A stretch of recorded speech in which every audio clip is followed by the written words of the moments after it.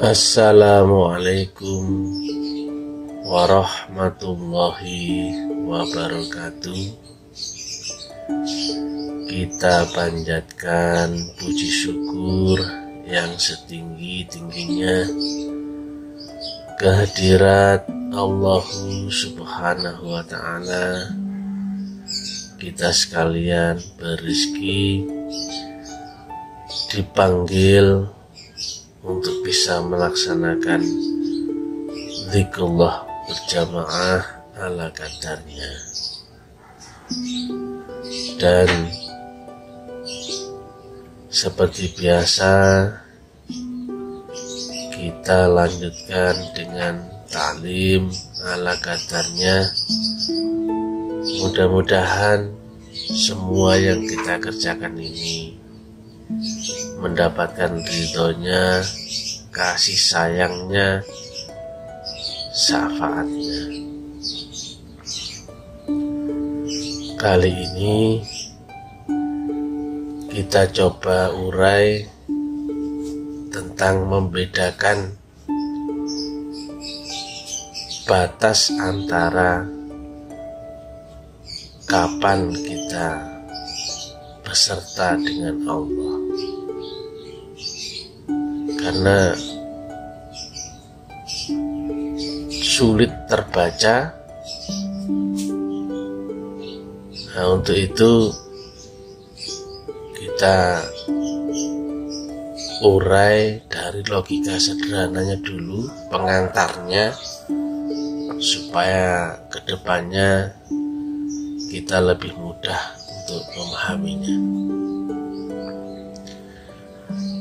Pada diri manusia yang sifatnya relatif, berarti relatif itu terbatas. Artinya ada batas bawah, juga ada batas atas. Sama halnya dengan bunyi atau cahaya. Nah, itu ada infra, ada ultra. Ada batas ambang bawahnya, ada batas ambang atasnya. Begitu juga dengan kesadaran manusia. Ada batas ambang bawah kesadaran manusia, dan juga ada batas ambang atas kesadaran manusia. Termasuk juga alamnya. Ada batas ambang bawah alam manusia, dan juga ada batas ambang atas alam manusia. Dikarenakan variabel-variabel agama itu banyak yang berhubungan dengan Allah Ta'ala, itu banyak variabelnya, ada di atas, batas atas kesadaran manusia atau alamnya manusia. Jadi ada limit bawah, ada limit atas. Nah, itu variabelnya agama itu ada di atas, batas atas limit manusia, baik itu kesadarannya ataupun alamnya, dimensinya. Nah, itu yang perlu kita pahami.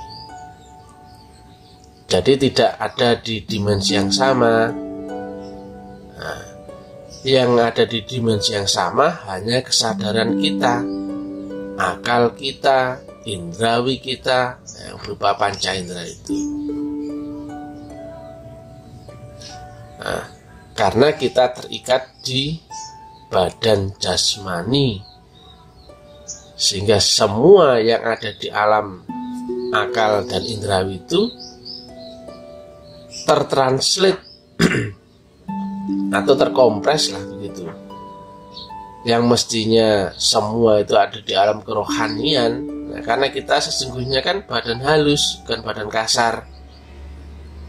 Nah, karena masuk ke portal badan jasad, maka semuanya terkompres menjadi apa yang kita lihat, kita dengar, kita cium, kita raba, itu yang disebut panca indera.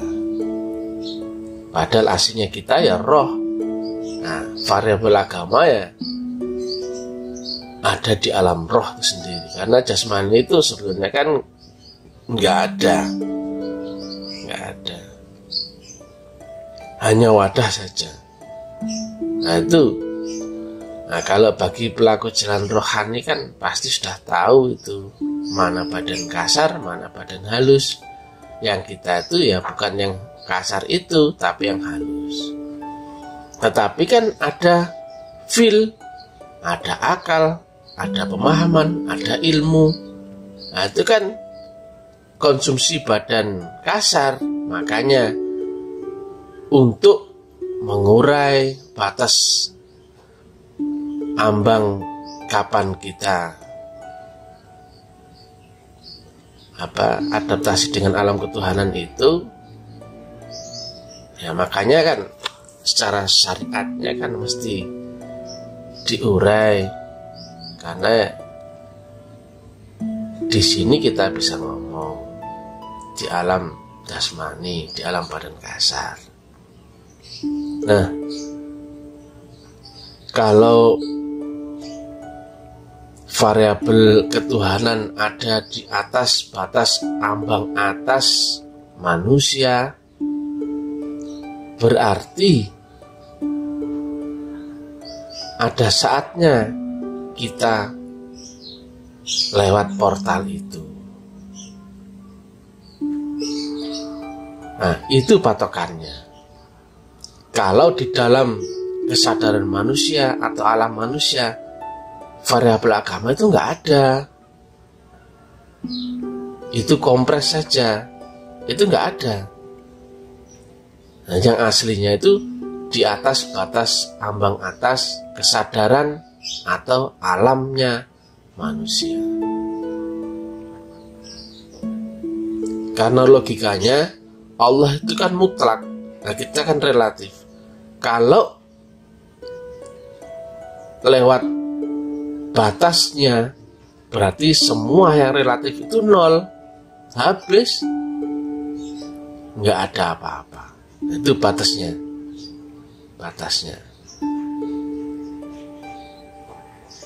Sama halnya kalau kita pelajari bunyi atau cahaya,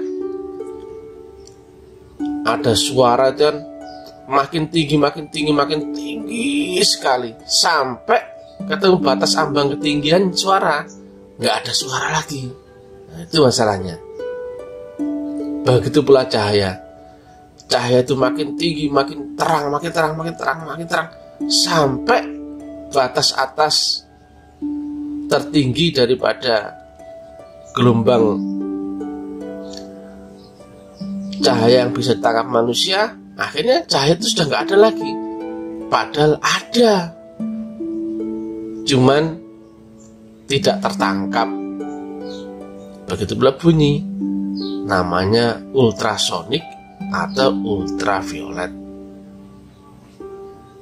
Di atasnya masih ada cahaya, cuman nggak tertangkap sama dimensi kita.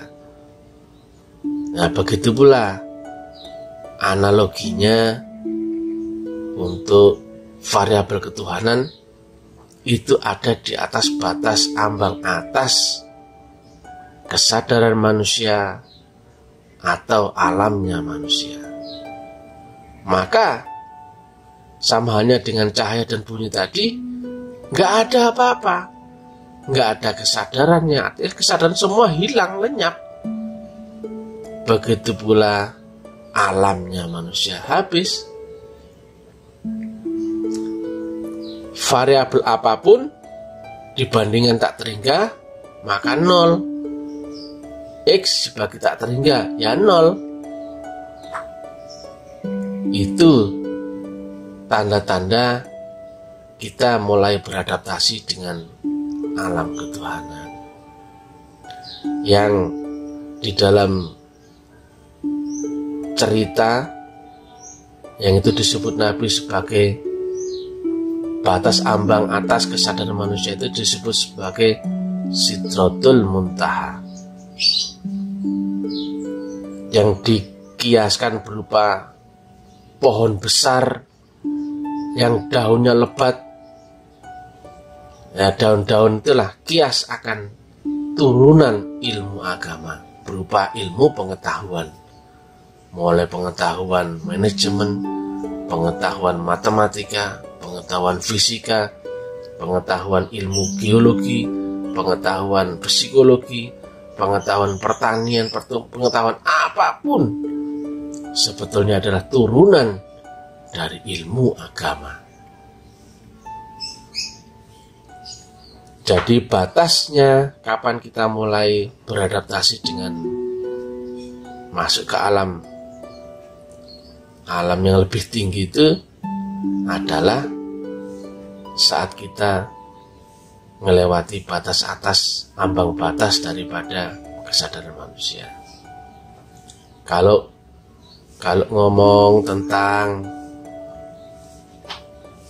ilmu gravitasi ya, nah, ketika kita melewati atmosfer bumi di atasnya itu, maka sudah nggak ada lagi gravitasi bumi. Nah, seperti itu. Jadi kalau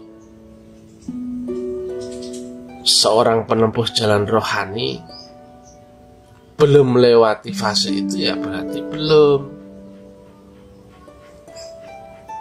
Karena semuanya ilmiah, semuanya jelas. Nah, alam ketuhanan, mulai alam yang segala macam berlapis-lapis itu ada di atas batas ambang kesadaran manusia. Nah, jika telah melewati itu, nah masalahnya karena supaya fokus apa yang kita bahas saat ini, kita nggak jauh-jauh ke atasnya, nah, cukup di batas ambangnya itu saja. Nah, kalau di bawah batas ambang manusia ya ada alamnya jin, siluman dan sebagainya di bawah batas ambang batas bawah manusia. Nah, kalau yang di atas tuh mulai segala macam variabel agama ada di atas itu. Ya, memang agak sulit, tapi ada. Dan ternyata ibadah kita mesti lewat portal itu. Mulai puasanya, syahadatnya, sholat, zakat, puasa, haji, mesti tembus ke dimensi itu. Karena mesti lepas dari ikatan manusiawinya, baru bisa berangkat ke sana. Itu baru batas ambang batas, lebih batas ambang batas. Nah, baru itu. Nah, sementara kalau kita beribadah masih terikat dengan kemanusiawian manusia, itu ya sulit. Misalkan di situ disampaikan as-sholatul mi'rajul mu'minin. Bagaimana mau mi'raj sementara masih terikat jasmani? Padahal bagi orang yang lalai dalam sholat itu neraka wel kan, seperti itu.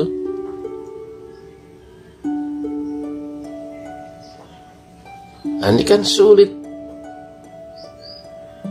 Sholatul khasyin berarti kan dimensi yang berlapis-lapis. Nah, mudah-mudahan sedikit gambaran bahwa manusia itu ada batas ambang bawah manusia dan juga ada batas ambang atas manusia. Mesti lewat portal itu, nggak mungkin nggak, karena nggak ada jalan lain. Itu padahal baru portalnya manusia.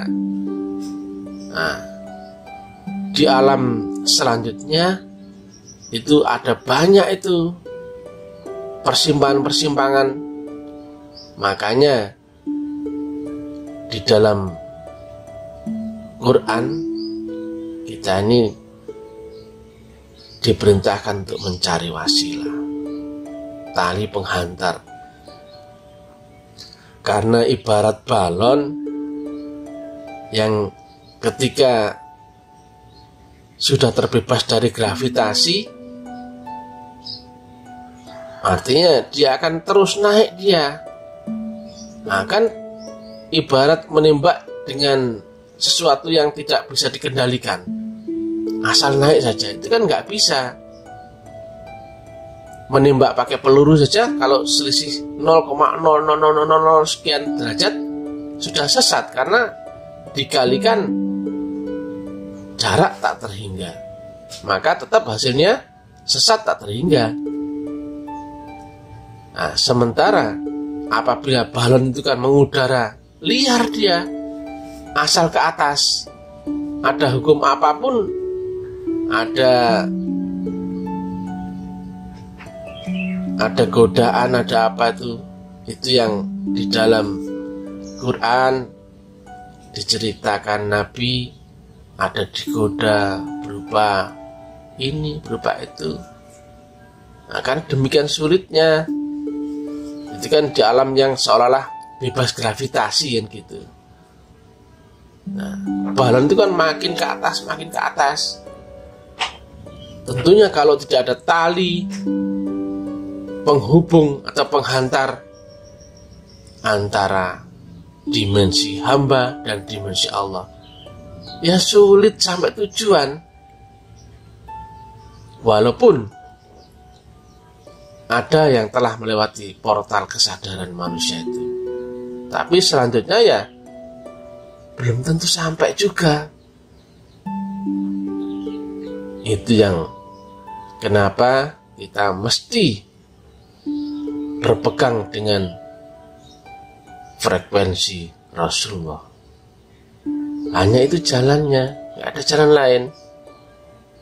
Untuk menuju Allah yang di Ars, mesti beserta potensi atau frekuensi Rasulullah yang ada di dunia. Nah, untuk membedakan kapan beserta Allah dan tidak, itu kan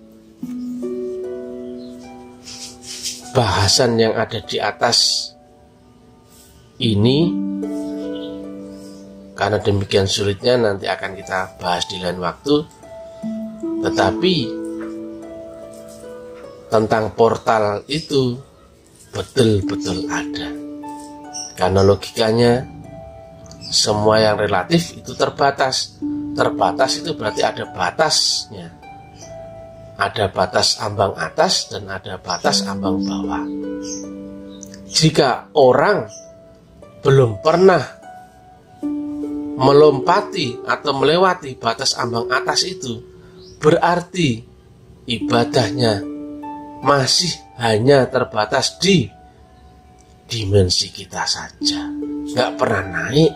Itu masalahnya. Nah, logikanya seperti itu. Mudah-mudahan ada sedikit gambaran. Nah, sebetulnya bagi pelaku rohani yang telah ketemu sekolah ini sudah otomatis. Cuman kan kita mungkin belum diberi pemahaman, belum dibukakan basirahnya. Tetapi berpegang saja, itu otomatis. Walaupun kita tidak tahu apa itu dan sebagainya, tetapi kalau kita berpegang dengan kurikulum sekolahnya ini, otomatis kita akan ke sana. Tembus itu, mondar-mandir ke sana walaupun kita nggak tahu. Nah, kita uraikan kan bahasa sederhananya, logikanya, supaya ada parameternya bagi pelaku-pelaku jalan rohani. Mudah-mudahan manfaat. Assalamualaikum warahmatullahi wabarakatuh.